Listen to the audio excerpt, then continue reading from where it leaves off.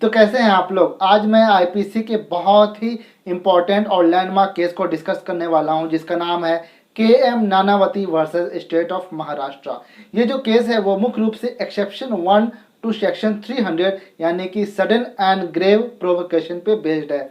Exception to murder पे मैंने अलग से एक वीडियो बना रखा है, जिसका लिंक मैं डिस्क्रिप्शन में दे दूंगा और साथ ही कमेंट बॉक्स में भी उसे पिन अप कर दूंगा, ताकि आप सबसे पहले एक्सेप्शन टू मर्डर को समझ सकें उस वीडियो के माध्यम से।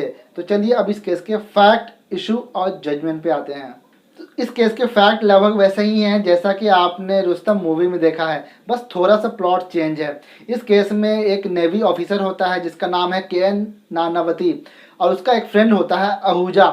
एक दिन के.एम. नानावती की वाइफ के.एम. नानावती के सामने में कन्फेशन करती है कि उसके फ्रेंड आहूजा के साथ गलत संबंध है, यानी कि नाजायज रिश्ता है, जिसे सुनकर के.एम. नानावती का खून खौल उठता है। लेकिन वह अपने वाइफ और अपने बच्चों को सिनेमा हॉल ले जाता है मूवी दिखाने के लिए, और इसी बीच वो वापस आता है और अपने नेवी शिप पे जाता है, वहाँ से गन लेता है।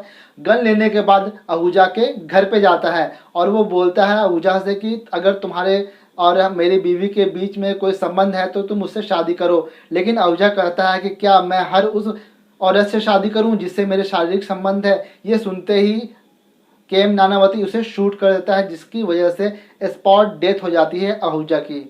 इस केस का इशू ये है कि के.एम. नानावती के द्वारा जो ऑफेंस कमिट हुआ है वो कल्पेबल होमिसाइड है या फिर मर्डर है। यानी कि इस केस में के.एम. नानावती जो है वो चाहते हैं कि हम एक्सेप्शन टू मर्डर का डिफेंस लेते हुए मर्डर के चार्ज से छूट जाएं और सिर्फ कल्पेबल होमिसाइड का ही चार्ज उस पर लगे, ताकि उसको सज़ा कम हो। जब मामला कोर्ट में जाता है तो कोर्ट कहती है कि के.एम. नानावती को एक्सेप्शन टू मर्डर का एक्सेप्शन 1 नहीं मिलेगा, जो कि सडन एंड ग्रेव प्रोवोकेशन की बात करता है, क्योंकि के.एम. नानावती के पास सफिशिएंट टाइम था कूल डाउन होने के लिए। जब उसकी वाइफ ने के.एम. नानावती को अपने अवैध संबंध के बारे में बताया तो भले हो सकता है कि उस वक्त उसके बहुत गुस्सा आया हो और सडन एंड ग्रेव प्रोवोकेशन में वो रहा हो, लेकिन उसके बाद वो सिनेमा हॉल जाता है। उसके बाद सिनेमा हॉल से वापस शिप पे आता है, वहाँ से रिवॉल्वर लेता है। रिवॉल्वर लेने के बाद वो आहूजा के घर पे जाता है, तब जाके उसे शूट करता है। यानी कि इस बीच में जो टाइम इंटरवल है वो बहुत ही ज़्यादा है, यानी कि टाइम गैप बहुत ही ज़्यादा है किसी भी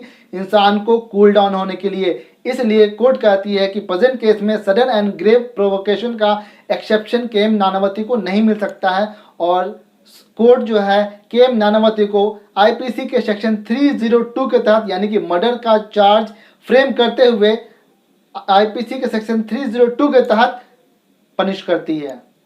अब आप ये सोच रहे होंगे कि रुस्तम मूवी में तो ये दिखाया है कि के.एम. नानावती को कोर्ट छोड़ देती है, तो क्या मूवी में गलत दिखाया है? जी नहीं, मूवी में बिल्कुल सही दिखाया है। लेकिन वो जो सीन है वो लोअर कोर्ट का है, मतलब कि लोअर कोर्ट से के.एम. नानावती छूट जाते हैं, लेकिन जब सुप्रीम कोर्ट में मामला जाता है तो के.एम. नानावती कन्विक्ट हो जाते हैं आईपीसी सेक्शन 302 यानी मर्डर के चार्ज में। लेकिन ध्यान देने वाली बात यह है कि बाद में के.एम. नानावती को प्रेसिडेंशियल पार्डन मिल जाता है, यानी कि राष्ट्रपति से क्षमादान मिल जाता है और वो अब्रॉड शिफ्ट हो जाते हैं। तो इस केस के फैक्ट, इशू और जजमेंट यही है। आई होप कि आपको ये वीडियो समझ में आया होगा। अगर वीडियो पसंद आए तो उसे लाइक करें, शेयर करें, सब्सक्राइब करें। Thank you so much.